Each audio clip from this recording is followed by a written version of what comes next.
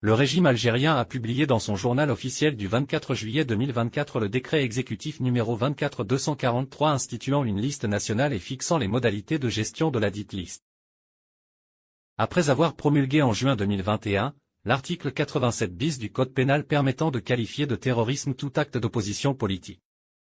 Après avoir subi 3 rejets massifs par le peuple kabyle des scrutins algériens de la présidentielle de 2019, de la révision constitutionnelle de 2020 et des législatives de 2021, sanctionnés par 3-0 votes francs et massifs.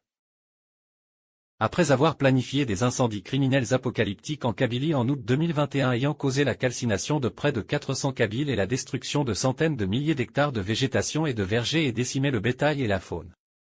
Après avoir condamné à mort en novembre 2022, sur des dossiers vides, 54 Kabyles dans un simulacre de procès de type stalinien.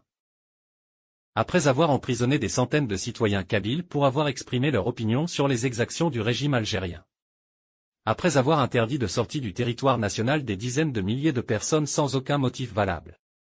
Après avoir fermé tous les cafés littéraires et interdit toute manifestation culturelle ou commémorative non initiée et contrôlée par le régime. Le régime algérien, fort de l'article scélérat 87 bis du Code pénal, et en application des dispositions de cet article, instaure la liste noire de ses opposants, dite la liste nationale qui contiendra les personnes et entités terroristes. Rappelons que cet article 87 bis a été dénoncé par de nombreuses personnalités politiques à l'échelle internationale. Le département d'État américain, la Commission européenne des droits de l'homme, les rapporteurs de l'ONU sur les droits humains, les organisations de défense des droits humains Amnesty International, Human Rights Watch, entre autres. La liste est gérée par une commission, présidée par le ministre de l'Intérieur et ne comportant aucun magistrat ou représentant de la société civile.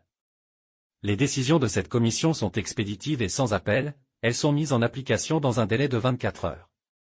L'état d'urgence est quasiment mis en place et pour une durée indéterminée.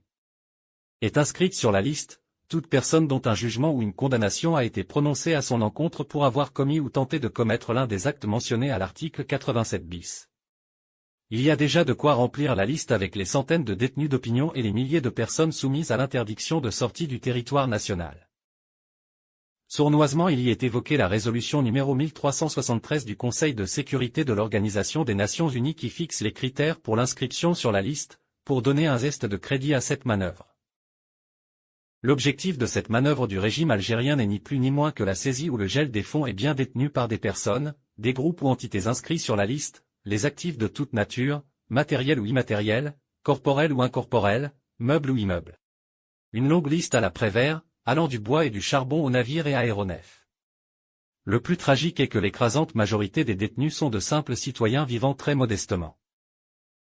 Ajouter du malheur au malheur est une constante du régime algérien depuis 1962. L'esprit revanchard de cette liste est clairement assumé dans son article 35 qui stipule que la personne ou l'entité inscrite sur la liste est interdite, de toute activité quelle qu'en soit la nature. La double peine en sorte. En plus de la saisie, on n'a pas le droit de travailler et tant pis pour les enfants. Le dilettantisme de la dite commission est déjà annoncé et promet des erreurs aux personnes portant un nom courant, c'est ainsi que l'article 29 avertit que s'il s'avère qu'il y a concordance ou similitude réelle des noms, des titres ou des désignations, le comité ordonne la levée immédiate du gel et ou de la saisie des fonds du requérant. La commission compte sur l'esprit de collaboration ou la délation de l'administration, dans son article, d'inspiration pétainiste, qui stipule, toute administration détenant des informations sur les fonds des personnes et entités inscrites sur la liste, est soumise à l'obligation de vérification prévue à l'article 38 du présent décret, permettant de mettre en œuvre immédiatement les mesures de saisie et ou de gel. Cette fameuse liste n'est pas sans rappeler une bien triste loi de l'ère de la colonisation française, la loi du 26 juillet 1873 dite loi Varnier.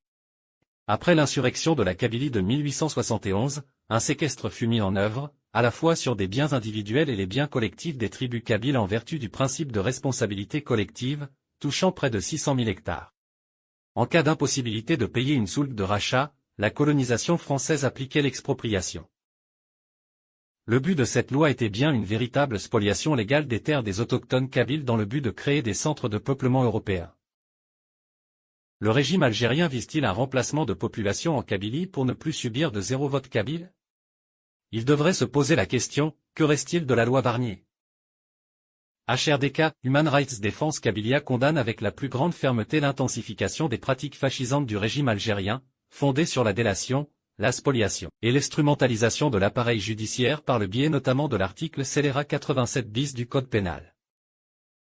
HRDK demande l'abrogation immédiate de cet article scélérat et dénonce le climat de terreur générale et l'état de siège que le régime colonial algérien a instauré en Kabylie, les arrestations en masse, les tortures infligées à de nombreux détenus ainsi que ses manœuvres pour couper le peuple kabyle de sa diaspora. Human Rights Defense Kabylia se tient auprès du peuple kabyle qui avance sûrement et inéluctablement vers son indépendance à travers ses réalisations majeures, comme la proclamation de l'État kabyle le 20 avril 2024 devant le siège de l'ONU à New York.